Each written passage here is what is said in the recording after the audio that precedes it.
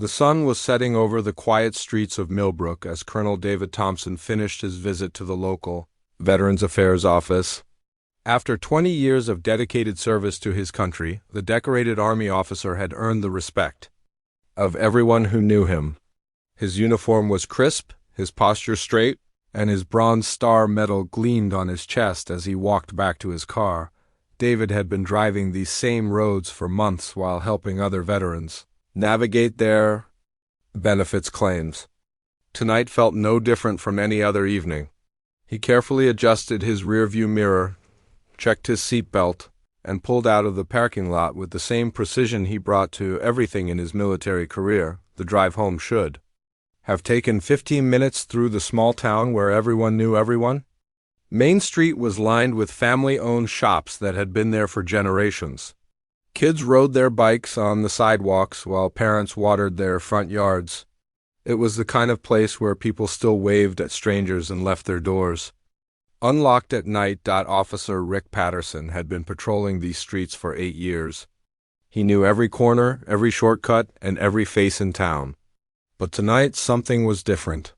When he spotted the black sedan with tinted windows driving down Oak Street, his hand instinctively moved toward his radio.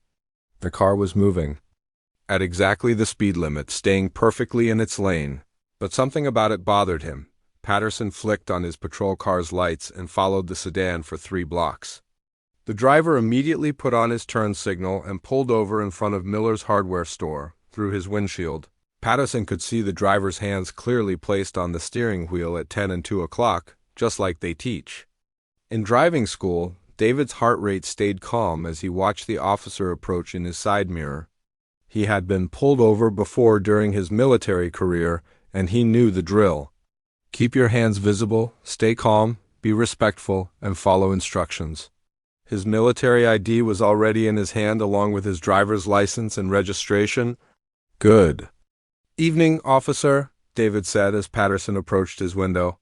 His voice was steady and polite, the same tone he used when addressing fellow officers in the Army. "Is there a problem?"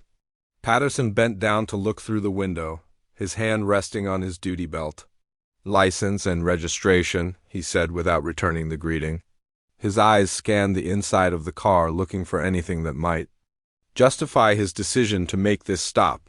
David handed over his documents through the partially opened window. "Here you go, sir. My military ID is also here if you need it." He kept his movements slow and deliberate, just like he had trained countless soldiers to do during tense situations overseas. Patterson looked at the driver's license first, then at the military ID. The name matched, the photo was clearly the same person, and the rank was unmistakable: Colonel, Bronze Star recipient. 20 years of service. But instead of the respect most people showed when they saw those credentials, Patterson's expression grew more suspicious. "What are you doing in this neighborhood?" Patterson asked, even though Oak Street was a main road that anyone might use. "To cross town." "I was visiting the VA office, helping other veterans with their paperwork," David replied honestly. "I do volunteer work there twice a week." He gestured toward the passenger seat where a folder of VA forms was clearly visible. "Step out of the vehicle," Patterson ordered suddenly. David's training kicked in, but so did his rights as an American citizen. "May I ask why, officer?" "I wasn't speeding and I haven't violated any traffic laws." His voice remained calm and respectful, but there was a firmness that came from years of military leadership. "I said step out of the vehicle, now." Patterson's voice grew louder, and his hand moved closer to his equipment belt. Other drivers started to slow down as they passed, curious about what was happening in front of the hardware store. Mrs. Chun, who owned the restaurant across the street, stopped sweeping her front steps to watch. Something about the scene didn't look right to her, but she couldn't quite put her finger on what was wrong. David took a deep breath. He had faced enemy fire in 2 different countries, led men through dangerous missions, and earned commendations for his bravery under pressure. But right now, sitting in his car in his hometown, he felt more afraid than he had in any combat zone. "Officer, I'm happy to cooperate," David said, his voice still steady despite his racing heart. "But I would like to know what law I've broken that requires me to exit my vehicle." He knew his rights, and he knew that a routine traffic stop didn't automatically give an officer the right to order him out of his car without reasonable suspicion. Patterson's face reddened. In his 8 years on the force, people didn't usually question his authority. They did what he told them to do when he told them to do it. This driver was different, and that made him angry. "You're being resistant," Patterson declared, even though David hadn't moved from his position behind the steering wheel. "I'm ordering you to step out of the vehicle for officer safety." David's hands remained on the steering wheel where they had been for the entire encounter.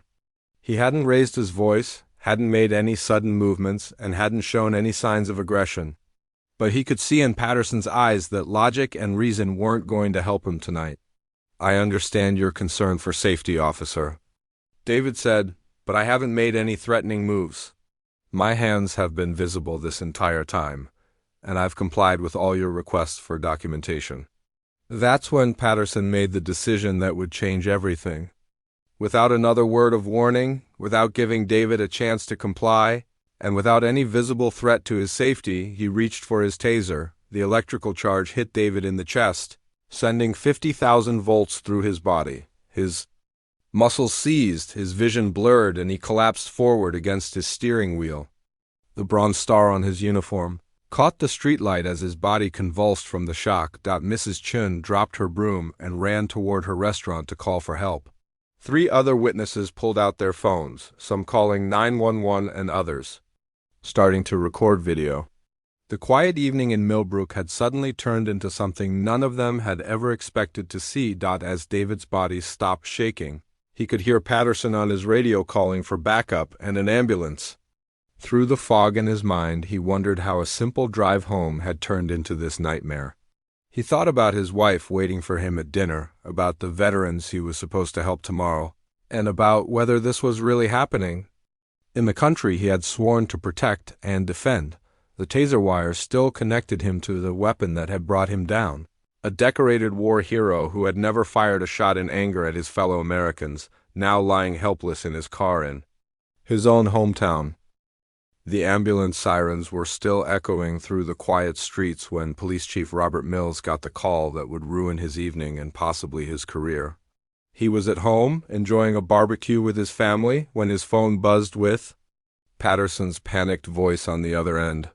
"Chief, we have a situation on Oak Street. I had to deploy my taser on a suspect who was being resistant during a traffic stop." Patterson's voice was shaky. Not quite the confident tone he usually carried. Mills set down his beer and walked away from his family gathering. Something in Patterson's voice told him this wasn't a routine use of force report. What kind of situation? "Rick, was the suspect armed?" There was a pause that lasted too long. "No, sir, but he was acting suspicious and wouldn't follow my orders to exit the vehicle." Mills felt his stomach drop. In his 15 years as chief, he had learned to read between the lines when his officers called him after incidents like this. The longer the pause, the bigger the problem usually was. "I'm on my way," Mills said, already reaching for his keys. "Don't talk to anyone else until I get there." The drive to Oak Street took Mills through the heart of Millbrook, past the same streets where he had grown up and where his own children now rode their bikes. This was supposed to be a quiet town where the biggest problems were noise complaints and the occasional drunk driver. Federal investigations and civil rights lawsuits were things that happened in big cities. Not here. When Mills arrived at the scene, he immediately knew this was going to be the worst night of his professional life. David Thompson was sitting in the back of an ambulance, still wearing his Army uniform with the Bronze Star clearly visible on his chest. The paramedics were checking his vital signs while he answered their questions in a calm, clear voice that showed he was completely coherent and cooperative. Mills had served in the military himself, though only for 4 years and never overseas. He recognized the insignia and knew exactly what rank colonel meant. This wasn't some random troublemaker or repeat offender. This was a decorated war hero who had probably forgotten more about leadership and discipline than Patterson had ever learned. "Rick, what the hell happened here?"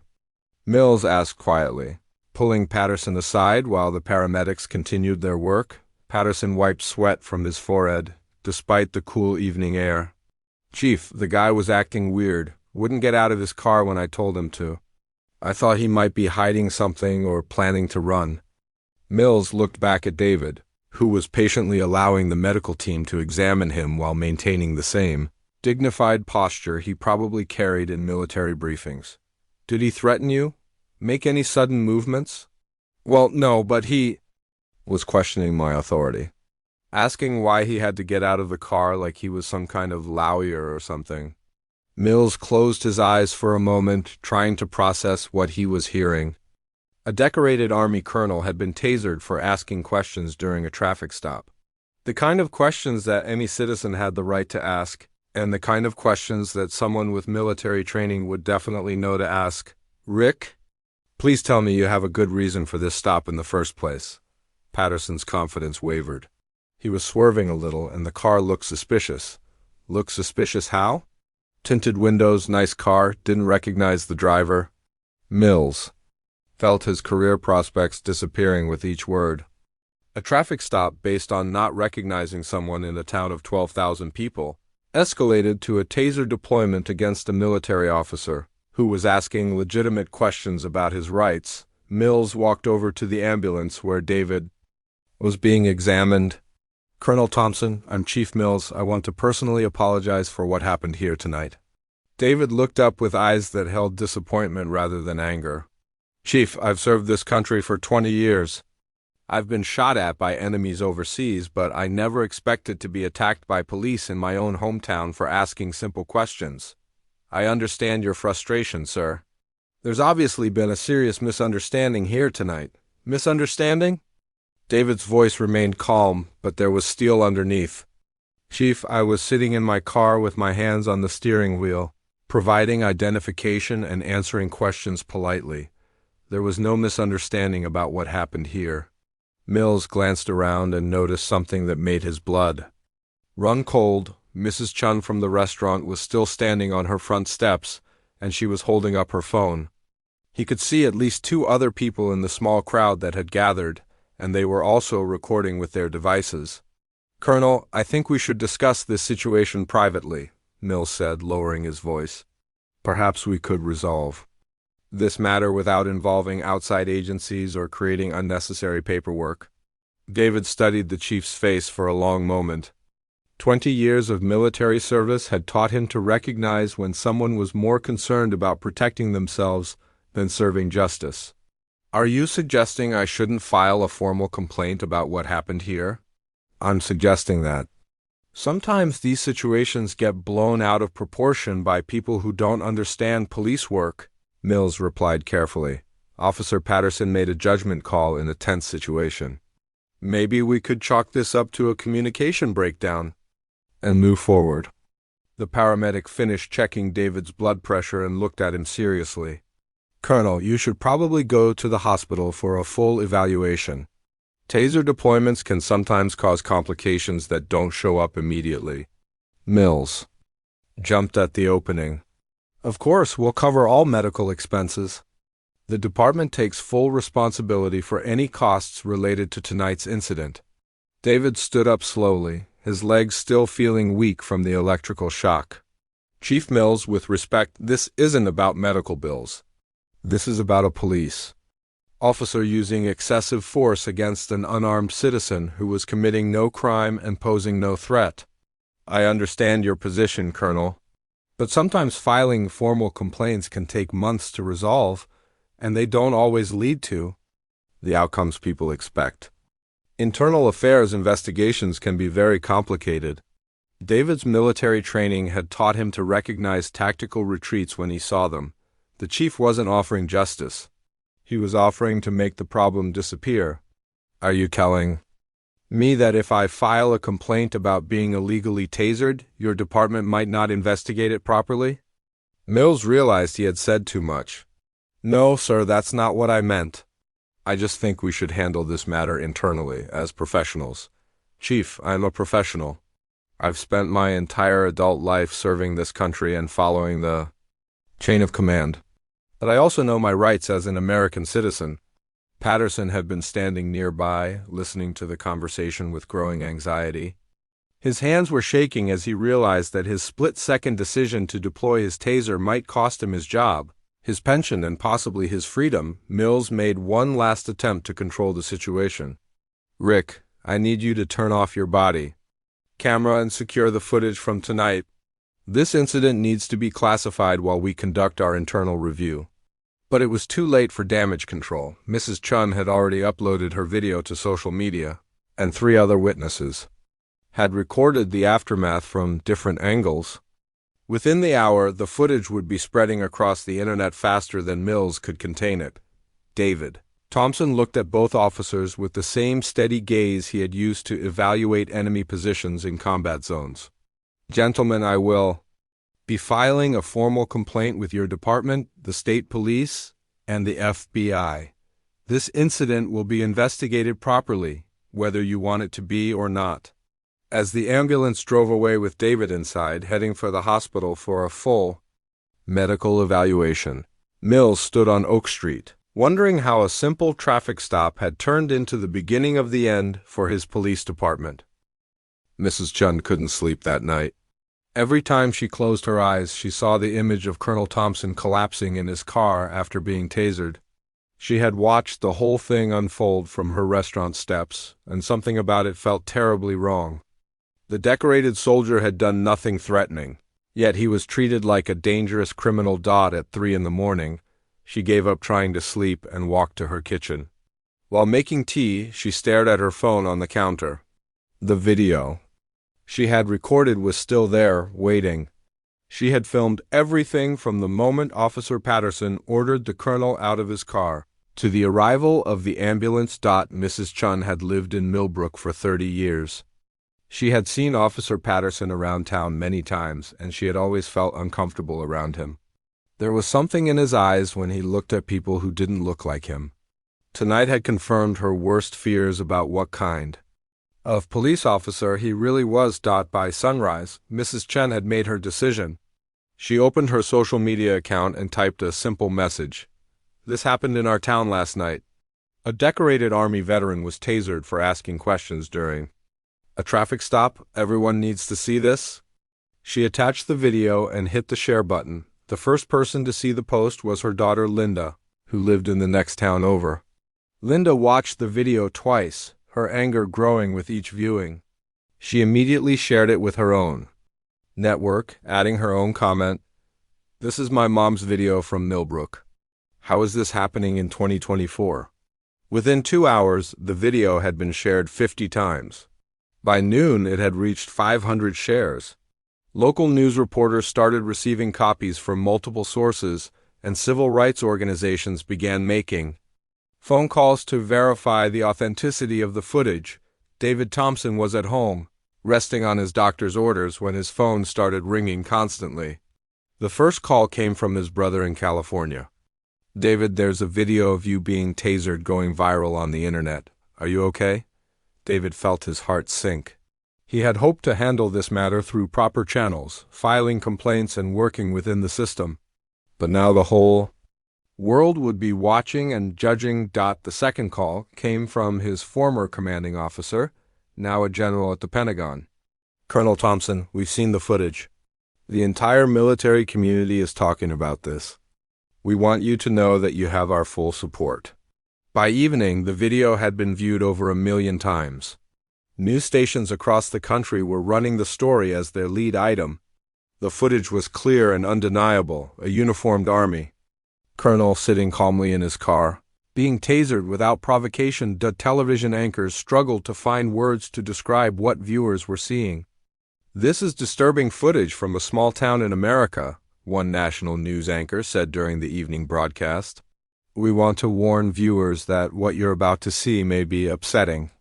The video showed David's hands clearly on the steering wheel throughout the entire encounter. It captured his polite responses to Officer Patterson's questions. Most importantly, it proved that he posed no threat whatsoever when the taser was deployed. Social media exploded with outrage from people across the political spectrum. Veterans groups were particularly vocal in their anger. One retired Marine posted, "This man served our country with honor for 20 years. He earned a Bronze Star fighting for our freedom. How dare anyone treat him like this? The hashtag justice for Colonel started trending nationwide.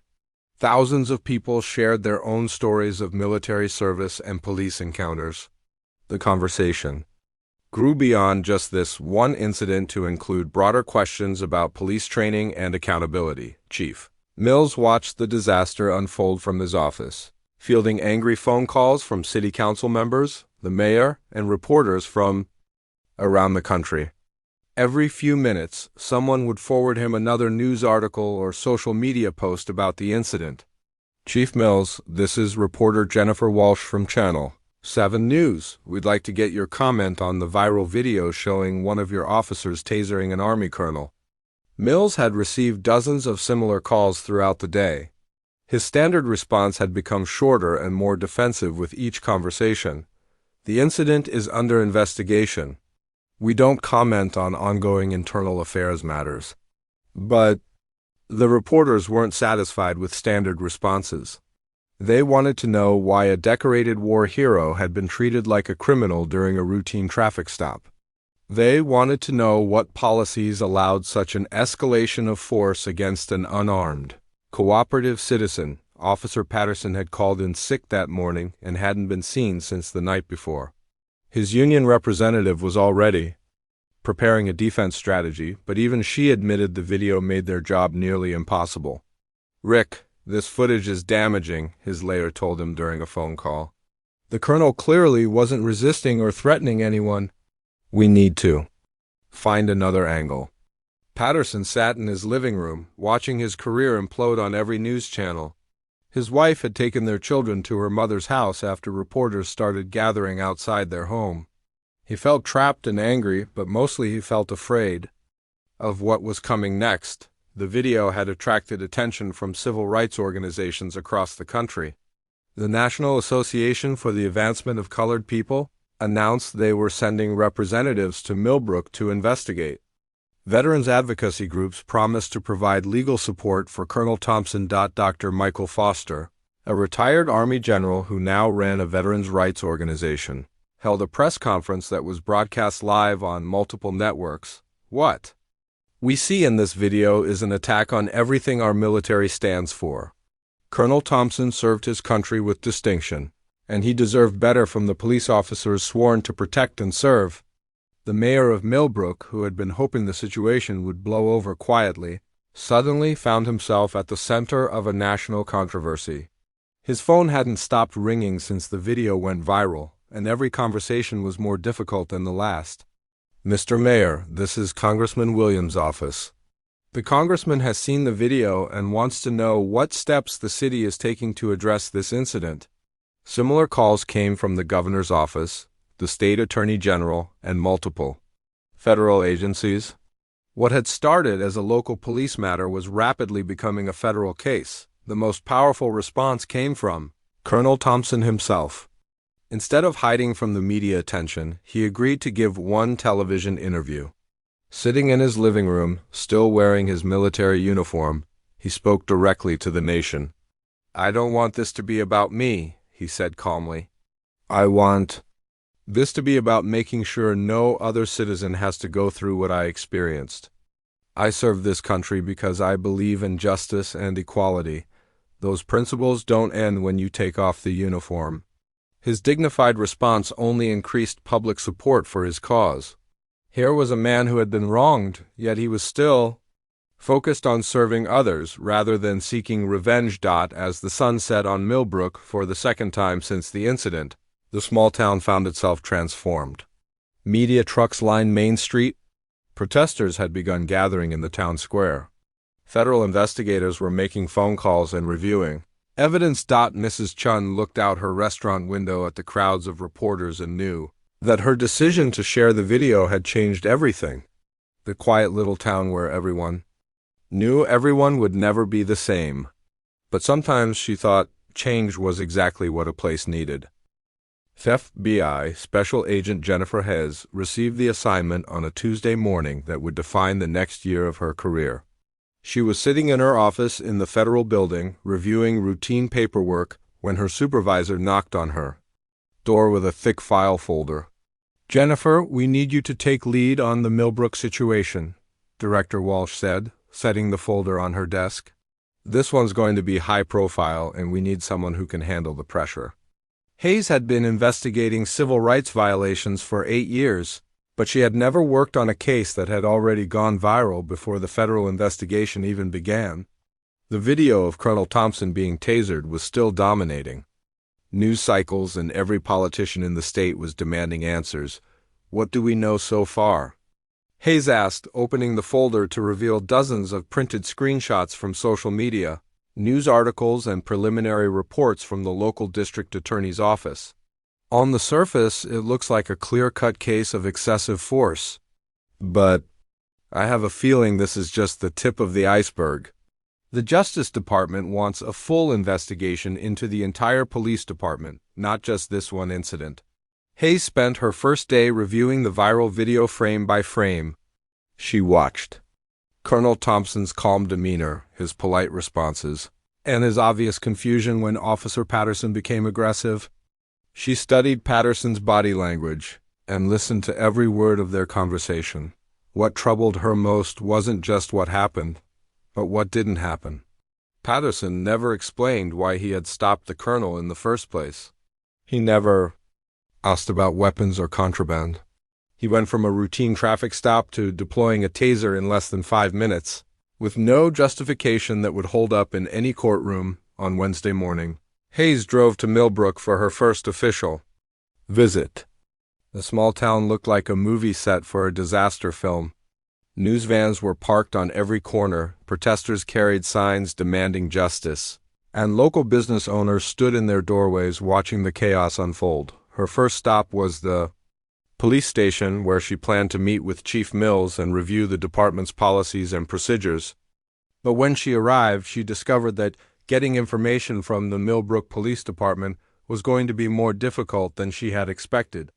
"Agent Hayes, welcome to Millbrook," Chief Mills said, greeting her in the lobby with a forced smile. "I want you to know that we're committed to full cooperation with your investigation." Hayes had heard similar promises before, usually from officials who had no intention of cooperating at all. "I appreciate that. Chief, I'll need to review all documents related to Officer Patterson's employment history, training records, and any previous complaints or disciplinary actions." Mills shifted uncomfortably. "Well, some of those files are confidential personnel matters. Our city attorney says we need to be careful about privacy laws. Chief Mills, this is a federal civil rights investigation. I have the authority to review any documents that may be relevant to this case. Privacy laws don't override federal investigations into constitutional violations." The tension in the room was obvious to everyone present. Mills had hoped to control the narrative and limit the scope of the investigation. Hayes was making it clear that wouldn't be possible. "Of course, Agent Hayes, it's just that some of our older files aren't well organized. It might take some time to locate everything you're looking for." Hayes had investigated enough police departments to recognize bureaucratic stalling when she saw it. "Chief, I'll need those files by the end of the week. In the meantime, I'd like to speak with Officer Patterson. He's currently on administrative leave, and his union representative advises against any interviews without legal counsel present." "That's his right, but his cooperation will be noted in my report." Hayes left the police station with more questions than answers. In her experience, departments with nothing to hide didn't make federal agents jump through hoops to access basic employment records. Her next stop was the hospital, where she met with the medical team that had treated Colonel Thompson after the taser incident. The doctor who examined him was willing to talk openly about what he had observed. "Agent Hayes, I've been practicing emergency medicine for 15 years, and I've treated dozens of taser victims," Dr. Rodriguez explained. "Most of them come in agitated, combative, or under the influence of drugs or alcohol. Colonel Thompson was the most calm and coherent patient I've ever seen after a taser deployment." "Did he show any signs of aggressive behavior or drug use?" "None whatsoever. His vital signs were normal, his speech was clear, and he answered all our questions politely. He was more concerned about the other veterans he was supposed to help the next day than he was about his own injuries." Hayes took detailed notes about the medical examination. The doctor's observations would be crucial evidence that Colonel Thompson posed no threat before, during, or after the incident that afternoon. Hayes began reaching out to other members of the community who might have information about the police department's practices. Her calls revealed a pattern that troubled her deeply. Local business owner Tom Richards had been hesitant to speak up before, but the national attention gave him courage to share his observations. Agent Hayes, I've seen Officer Patterson pull over a lot of people in the past few years. I hate to say it, but most of them have been black or Hispanic drivers. Hayes asked Richards to be more specific. Can you give me any examples? Well, there's this stretch of road in front of my shop where I see a lot of traffic stops. Patterson has pulled over at least a dozen people this year, and I'd say 10 of them were minorities. That seems like a lot for a town where most people are white. Similar stories emerged from other witnesses throughout the week.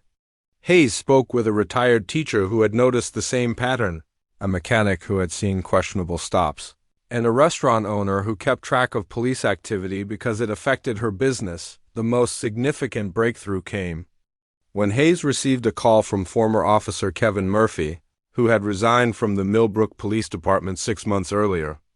Agent Hayes, I left that department because I couldn't stand what was happening there, Murphy said during a phone interview. Officer Patterson and a few others had this unofficial competition to see who could make the most arrests in minority neighborhoods. Hayes felt her pulse quicken. This was the kind of inside information that could prove a pattern of discrimination. Can you be more specific about what you witnessed? Patterson used to brag about his instincts for spotting suspicious vehicles, but his instincts seemed to focus on expensive cars driven by black people or beat-up cars in poor neighborhoods. He called it proactive policing, but it was really just racial profiling. Murphy agreed to provide a formal statement and offered to testify if necessary. He also mentioned that several other former officers had similar concerns but were afraid to speak up because they still lived in the area. By Friday, Hayes had requested over 200 documents from the police department, interviewed a dozen community members, and identified at least 4 former officers willing to cooperate with the investigation. Chief Mills continued to delay providing the requested files, claiming they were still being located and organized. But Hayes had worked enough cases to know that a small-town police department shouldn't need a week to find personnel records for one officer. Chief Mills, I'm going to give you one more opportunity to provide these documents voluntarily, Hayes said during their Friday meeting. If they're not on my desk by Monday morning, I'll be back with a federal warrant. Mills realized that his stalling tactics had backfired. Instead of limiting the investigation to one incident, his resistance had convinced Agent Hayes that the entire department needed scrutiny. That weekend, Hayes compiled her preliminary findings into a report that would change everything for Millbrook. The evidence was pointing towards systematic civil rights violations, not just one bad officer making a poor decision. Colonel Thompson's case wasn't an isolated incident. It was the result of a police culture that had been allowed to operate without proper oversight for years, and now the federal government was prepared to do something about it. Agent Hayes spent Monday morning at the federal courthouse, obtaining the warrant she had promised Chief Mills. By noon, she was back at the Millbrook Police Department with 3 other federal agents and a court order that gave them access to every file, computer, and communication device in the building. Chief Mills met them at the entrance with his city attorney, both looking like they were attending a funeral rather than cooperating with a federal investigation. Agent Hayes, we want to reiterate our commitment to full cooperation, the city attorney said, even though everyone knew the warrant made cooperation mandatory rather than voluntary. I appreciate that, Hayes replied, handing over the legal documents. We'll need access to all personnel files, training records, internal communications, and data from your traffic stop database going back 5 years. The first disturbing discovery came within an hour. Officer Patterson's personnel file contained 7 formal complaints from citizens, all alleging excessive force or discriminatory treatment. 6 of the complainants were black or Hispanic. All 7 complaints had been dismissed by internal affairs without any meaningful investigation. Hayes read through each complaint carefully. The patterns were obvious and troubling.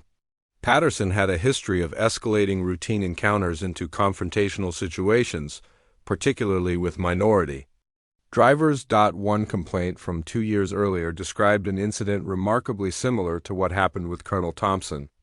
A young black teacher had been pulled over for allegedly failing to signal, then ordered out of his vehicle for questioning his detention. When the teacher asked to see the officer's badge number, Patterson had threatened to arrest him for obstruction. "This is a clear pattern of behavior," Hayes told her team as they reviewed the files. "These complaints should have triggered additional training or disciplinary action, but they were all swept under the rug." The computer forensics specialist working with Hayes made an even more shocking discovery when she accessed the department's internal messaging system. Officers had been using their work computers to share racist jokes, memes, and comments about the community they were supposed to serve. "Agent Hayes, you need to see this," computer specialist Lisa Park said, calling Hayes over to her laptop. "I found a group chat between Patterson and 5 other officers. The content is extremely inappropriate." Hayes looked at the screen and felt her stomach turn. The messages revealed a culture of racism that went far beyond one problem officer. Patterson and his colleagues regularly used racial slurs to describe citizens, joked about targeting minority neighborhoods, and shared images that mocked civil rights and police accountability. One message thread from just 3 months earlier showed Patterson bragging about a traffic stop. "Pulled over another one today driving through the nice part of town. Gave him the full treatment. Had him spread eagle on the hood for 20 minutes while I searched for drugs. Didn't find anything, but sent a message." His colleagues had responded with laughing emojis and encouragement to keep up the good work. Hayes documented dozens of similar messages that painted a picture of officers who saw themselves as warriors fighting against the very communities they were hired to protect. The casual nature of their racist communication suggested this behavior was normalized and accepted within the department. The traffic stop data revealed the most damning evidence of systematic discrimination. Hayes had her team run statistical analysis on 5 years of traffic stops, and the numbers told a story that couldn't be explained by coincidence. Black drivers in Millbrook were stopped at a rate 4 times higher than white drivers, despite making up only 15% of the town's population. Hispanic drivers were stopped at twice the rate of white drivers. The disparities were even more pronounced during evening and night shifts when Patterson was usually working. These numbers are statistically impossible unless there's intentional racial profiling, Hayes explained to her supervisor during a phone briefing. A random pattern of stops wouldn't produce such extreme disparities. The data also showed that minority drivers were significantly more likely to be searched during traffic stops, even though contraband was found at lower rates than when white drivers were searched. This suggested that officers were using different standards of suspicion based on the race of the driver. Hayes interviewed more former officers throughout the week, and each conversation revealed additional layers of dysfunction within the department. Officer Janet Clark had resigned the previous year after trying to report Patterson's behavior to supervisors. "Agent Hayes, I tried to do the right thing," Clark explained during their meeting at a coffee shop outside of town. "I reported Patterson for using excessive force during a domestic violence call, and suddenly my shifts were changed, my reports were being criticized, and other officers stopped talking to me." Clark described a department where good officers were intimidated into silence, while problematic officers were protected by a code of loyalty that put the badge above the Constitution. "Chief Mills told me that team players don't file reports against their fellow officers," Clark continued. "He said my complaint could hurt department morale and suggested I might be happier working somewhere else." The most shocking revelation came from former officer Danny Rodriguez, who had worked with Patterson for 3 years before transferring to another department. "Patterson wasn't the only problem," Rodriguez told Hayes. "There was a whole group of officers who called themselves the cleanup crew. They believed their job was to keep certain types of people out of certain neighborhoods." Rodriguez explained that the group had unofficial quotas for arrests in minority areas and bonuses for officers who could find reasons to detain suspected gang members or drug dealers. Even when no actual crimes had been committed, they would pull people over for minor violations, then find excuses to search them, arrest them, or at least make their lives difficult, Rodriguez said. The idea was to send a message that certain people weren't welcome in Millbrook. Hayes realized she wasn't just investigating one excessive force incident. She was uncovering a conspiracy to violate the civil rights of an entire community. The investigation expanded to include the department's training records, which revealed that officers received minimal instruction on constitutional rights, de-escalation techniques, or cultural sensitivity. Most of their training focused on tactical skills and officer safety, with little emphasis on serving the community. Patterson had never received any training on implicit bias. Despite multiple complaints about discriminatory treatment, his most recent performance evaluation, completed just 6 months before the incident with Colonel Thompson, praised his proactive policing and dedication to keeping the community safe. Hayes interviewed Chief Mills again, armed with evidence of the systematic problems in his department. This time, the conversation was very different from their first meeting. Chief Mills, were you aware that Officer Patterson had received 7 complaints for excessive force and discriminatory treatment? Mills shifted in his chair. Those complaints were investigated and found to be without merit. I've reviewed those investigations. Most of them consisted of asking Patterson if he did anything wrong and accepting his denial as sufficient evidence. Is that your department's standard procedure for investigating citizen complaints? We take all complaints seriously, but we also have to support our officers when they're doing their jobs. Hayes spread the printed copies of the racist text messages across Mills' desk. Do you consider this part of doing their jobs? Mills looked at the messages for the first time, his face growing pale as he read the hateful language his officers had been using. I wasn't aware of these communications. Chief, these messages were sent using department computers during work hours. Your officers were using city equipment to plan discriminatory enforcement actions and mock the citizens. They're supposed to serve. The weight of the evidence was overwhelming.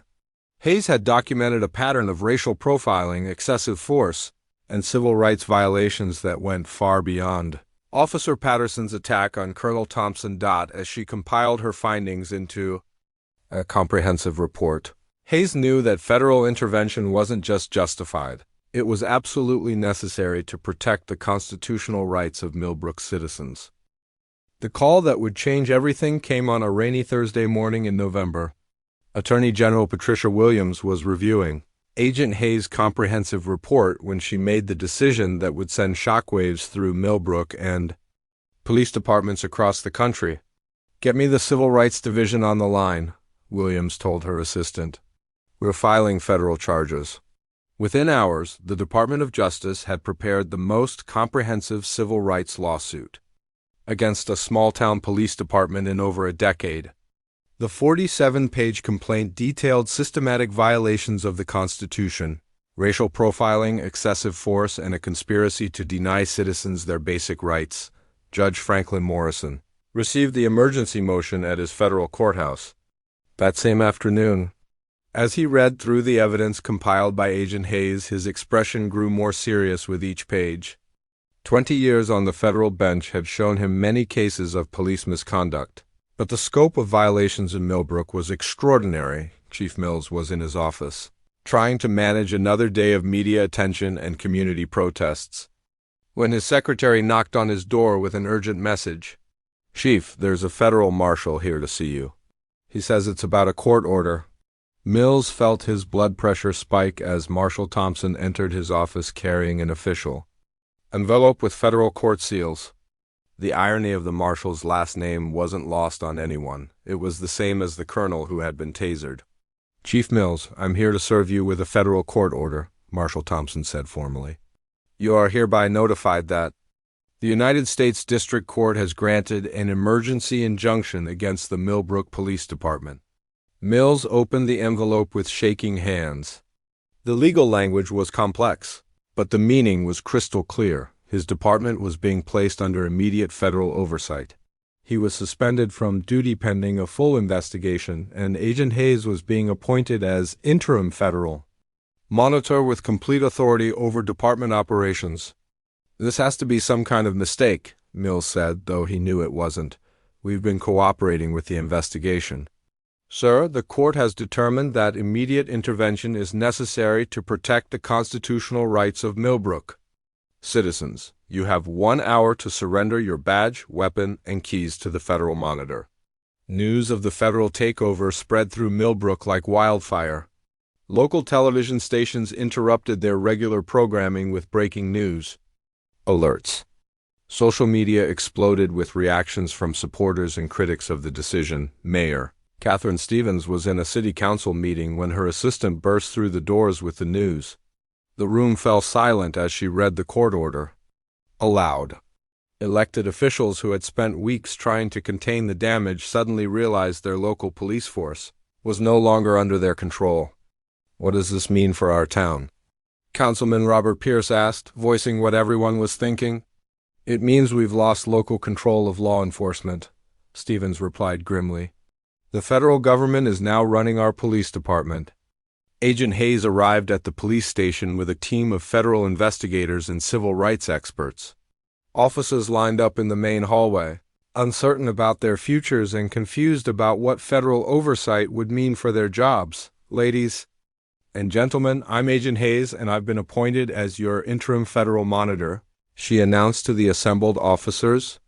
"Effective immediately, this department will operate under federal oversight until we can ensure constitutional policing practices."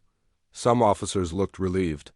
They had been uncomfortable with the culture of discrimination but felt powerless to change it.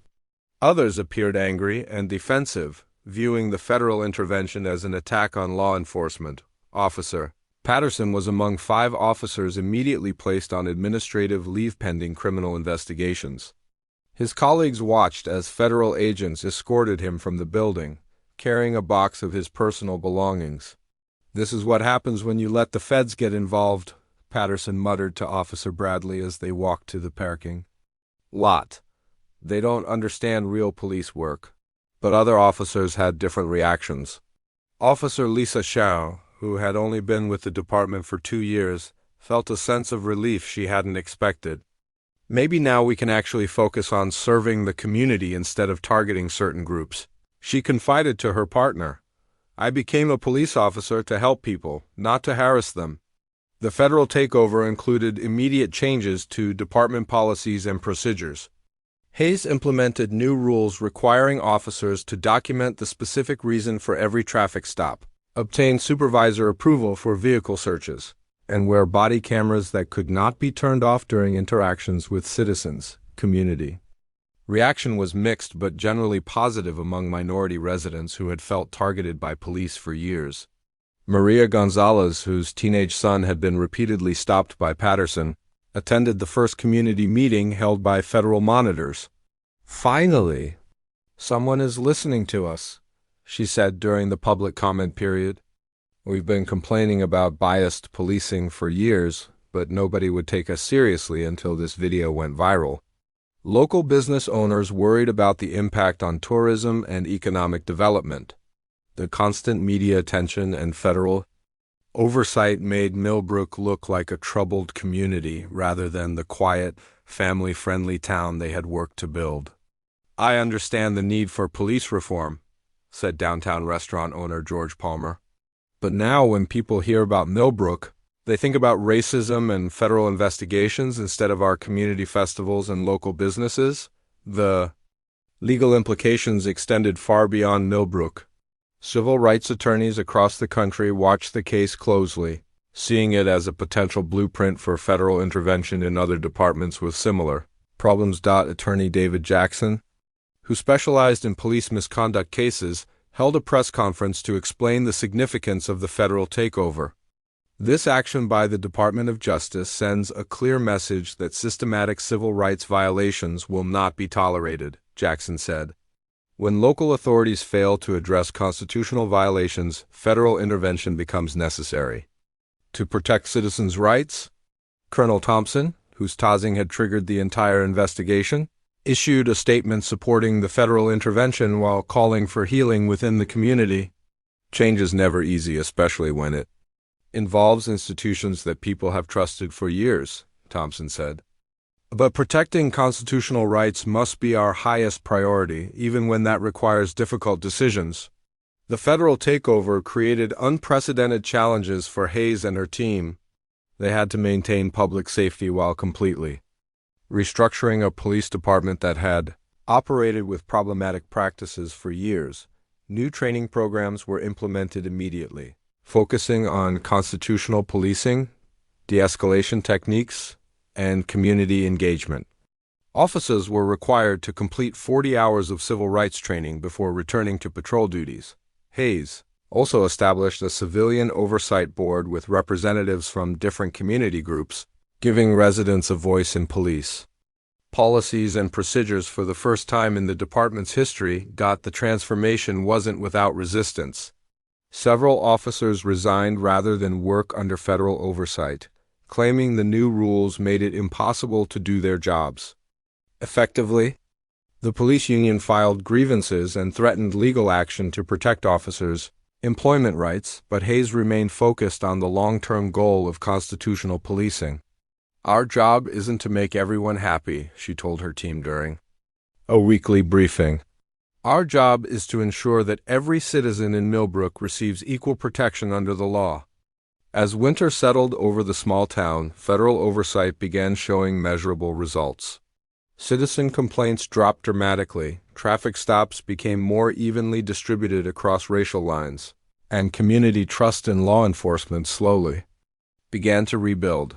The federal takeover of Millbrook's police department would continue for months, serving as a national example of how systematic civil rights violations could be addressed through federal intervention when local remedies failed.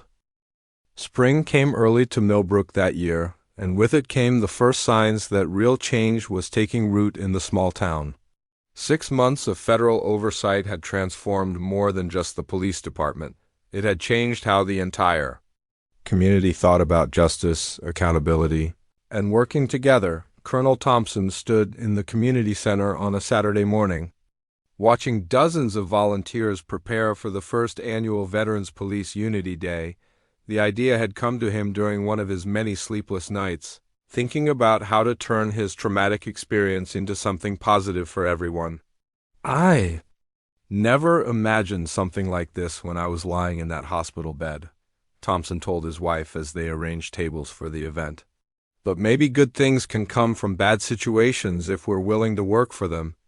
The Unity Day was Thompson's brainchild, designed to bring together military veterans and police officers in service to their community. Instead of focusing on what had divided them, the program emphasized their shared commitment to protecting and serving others. Officer Lisa Chang was among the first police officers to volunteer for the program. She had watched her department change dramatically under federal oversight, and she wanted to be part of building something better. "Colonel Thompson, I want you to know that not all of us agreed with what happened to you," Chang said as they set up a voter registration booth together. "Some of us have been wanting change for a long time, but we didn't know how to make it happen." Thompson smiled and shook her hand. "Officer Chang, I've learned that most people want to do the right thing. Sometimes they just need the right opportunity and support to make it happen." The transformation of the Millbrook Police Department had been more thorough than anyone expected. Agent Hayes had implemented changes that went far beyond simple policy updates. Every aspect of how officers interacted with the community had been examined and reformed. New officer training now included 40 hours of community engagement education, where officers learned about the history and culture of the neighborhoods they served. They were required to attend community events, participate in local volunteer activities, and build personal relationships with residents outside of enforcement situations. Sergeant Amanda Rivers, who had been promoted to training coordinator, noticed the difference immediately in new recruits and veteran officers alike. Before federal oversight, our training focused almost entirely on tactics and procedures, Rivers explained to a group of visiting law enforcement officials from other departments. Now we spend just as much time learning about constitutional rights, de-escalation, and building community trust. The Civilian Oversight Board had become one of the most successful aspects of the reform process. Chaired by retired teacher Dorothy Williams, the board included representatives from every major demographic group in Millbrook. For the first time in my 40 years living here, regular citizens have a real voice in how we're policed, Williams said during a monthly board meeting. We're not just complaining about problems anymore, we're working together to solve them. The board had established several programs that were becoming models for other communities. The most popular was the Coffee with Cops initiative, where officers spent 2 hours each week in local businesses, not responding to calls or enforcing laws, but simply talking with residents about their concerns and ideas. Local business owner Tony Martinez had been skeptical of police reform at first, worried that it would make his neighborhood less safe. But after participating in several community meetings, he became one of the program's strongest supporters. I thought police reform meant less law enforcement, Martinez said while hosting a Coffee with Cops session at his diner. But what we got was better law enforcement. Officers actually know our names now, and they understand what our real problems are. The data proved that community-oriented policing was working. Crime rates had dropped 15% since the federal takeover, while citizen satisfaction with police services had doubled. More importantly, the racial disparities in traffic stops and arrests had been virtually eliminated. Dr. Angela Foster, a professor of criminal justice who was studying the Millbrook reforms, PUBLISHUD research showing that federal oversight had achieved in 6 months what many departments couldn't accomplish in years. The Millbrook model demonstrates that comprehensive reform is possible when there's genuine commitment to constitutional policing, Dr. Foster wrote in her report. The key is involving the entire community in the process, not just changing policies on paper. Colonel Thompson's Veterans Police Unity program had grown beyond anyone's expectations. What started as a single day of community service had evolved into ongoing partnerships between military, veterans, and police officers working on everything from youth mentorship to disaster preparedness. Retired Army Sergeant James Baker found new purpose in the program after struggling with his transition to civilian life. Working alongside Officer Chang on a neighborhood cleanup project, he discovered that his military skills could benefit his community in ways he had never considered. The colonel showed us that service doesn't end when you take off the uniform, Baker said while painting over graffiti at the local elementary school. Whether you're military or police, we're all here to serve the same people. The program's youth component had been particularly successful. High school students were paired with veteran officer teams to work on community improvement projects, learning about leadership, civic responsibility, and career opportunities in public service. 17-year-old Michael Johnson had been arrested by Officer Patterson 2 years earlier for loitering while waiting for a bus after school.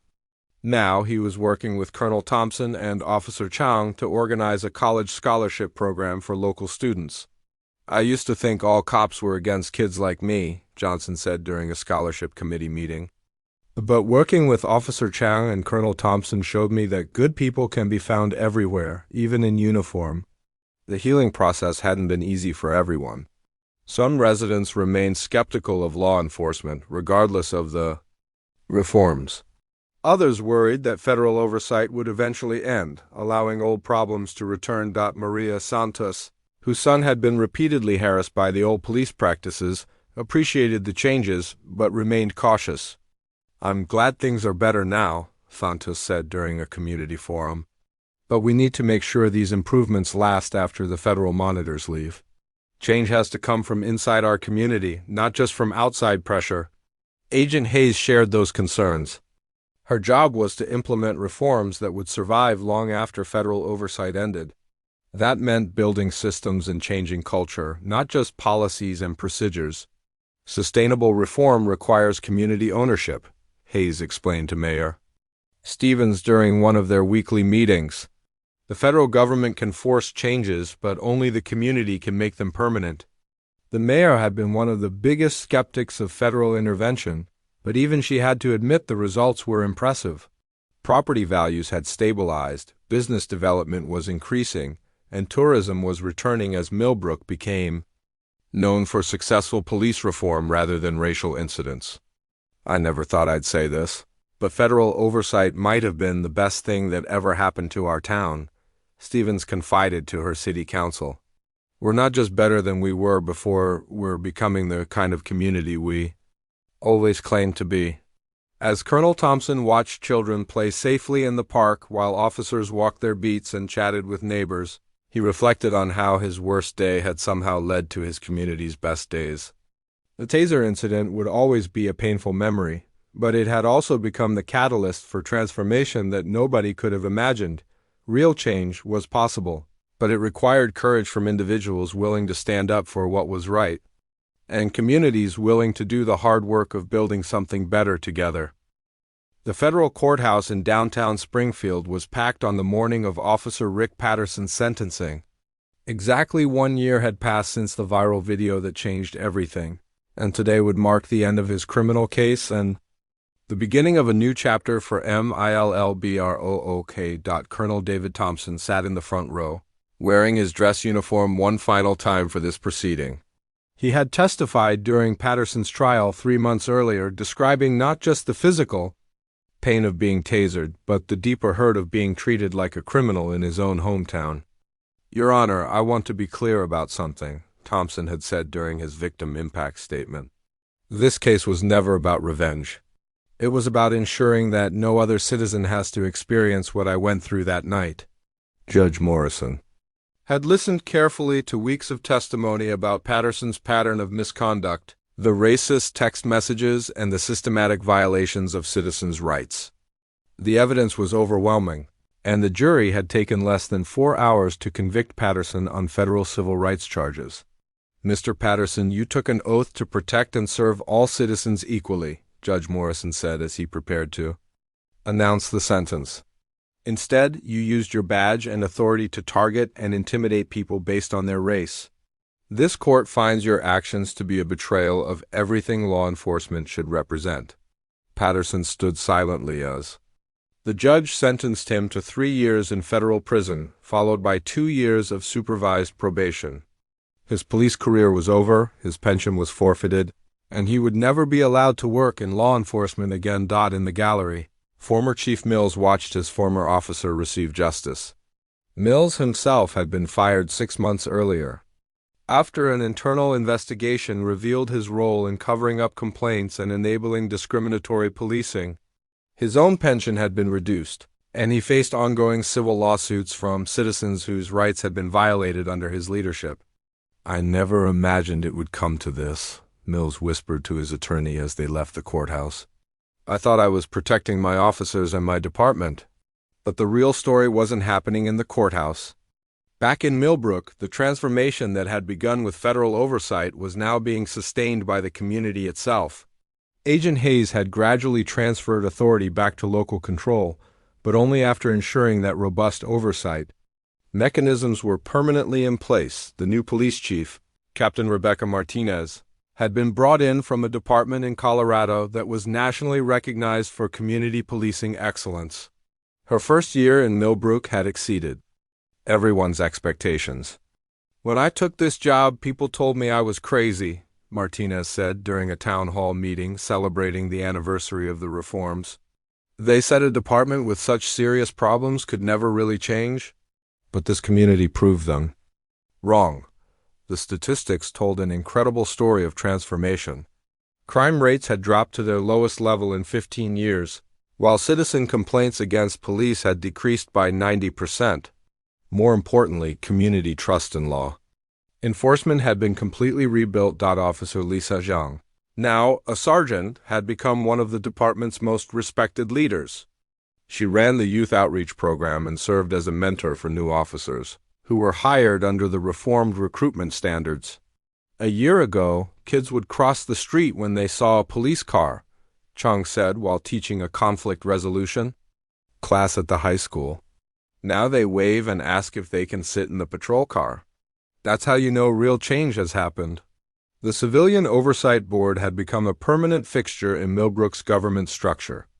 Dorothy Williams, the retired teacher who chaired the board, had been instrumental in maintaining the reforms even after federal monitoring ended. "We learned that citizen involvement can't be temporary," Williams explained to visitors from other communities seeking to implement similar reforms. "Democracy requires ongoing participation, especially when it comes to holding public servants accountable." Colonel Thompson's Veterans Police Unity program had grown into a national model that was being replicated in dozens of other communities. The Department of Veterans Affairs had provided funding to expand the program, recognizing its value in helping veterans transition to civilian life while strengthening community police relations. "This program saved my life," said former Army Specialist Robert Chun, who had struggled with depression and isolation after returning from overseas deployment. "Working with local police on community projects gave me a new sense of purpose and helped me understand that service continues even after military service ends." The economic impact of the reforms had been surprisingly positive. Instead of driving away business and tourism, Millbrook's transformation had attracted new investment and national attention as a model for successful police. Reform.Tech company Dataflow had relocated their regional office to Millbrook specifically because of the community's commitment to justice and equality.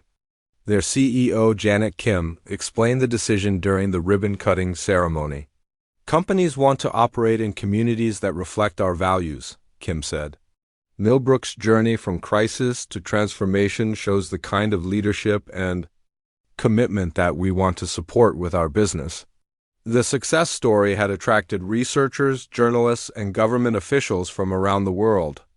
The Millbrook model was being studied and adapted by communities facing similar challenges with police accountability. Dr. Michael Foster from the university's Criminal Justice Department had spent months documenting the transformation. His research would be published in multiple academic journals and used to train police reformers across the country. "What makes Millbrook unique isn't just that they fixed their problems," Dr. Foster explained. "It's that they created a system that prevents those problems from returning. They built accountability into the DNA of their police department." The most powerful moment of the anniversary celebration came when Colonel Thompson received a commendation from the Department of Justice for his role in promoting peaceful police reform. Attorney General Williams had traveled to Millbrook personally to present the award. Colonel Thompson could have chosen anger and division after his traumatic experience, the Attorney General said during the ceremony. Instead, he chose healing and unity. His example shows that even in our darkest moments, we can choose to build something better. Thompson's acceptance speech was brief but powerful. Standing before a crowd that included police officers, community leaders, and federal officials, he reflected on the journey that had brought them all together. "A year ago, I was tasered in my own hometown for asking simple questions about my rights," Thompson said. "Today, I'm proud to call Millbrook a place where every citizen's rights are protected and respected. Change is possible when good people choose to work together instead of against each other." The evening concluded with a community barbecue in the town square, where police officers and residents celebrated together. Children played games organized by officers, while veterans shared stories with young people considering careers in public service. Officer Chang found herself talking with Maria Santos, the mother who had once feared for her son's safety during police encounters.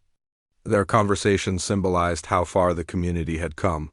"My son wants to be a police officer now," Santos told Chang with a smile. "He says he wants to serve his community the way you and Colonel Thompson do." As the sun set over Millbrook that evening, the town looked very much like any other small American community having a summer celebration. But the people there knew they had accomplished something extraordinary. They had proven that justice, accountability, and healing were possible even after the deepest divisions. The story that began with a traffic stop and a viral video had become a testament to the power of ordinary people to create extraordinary change when they refused to accept injustice as inevitable.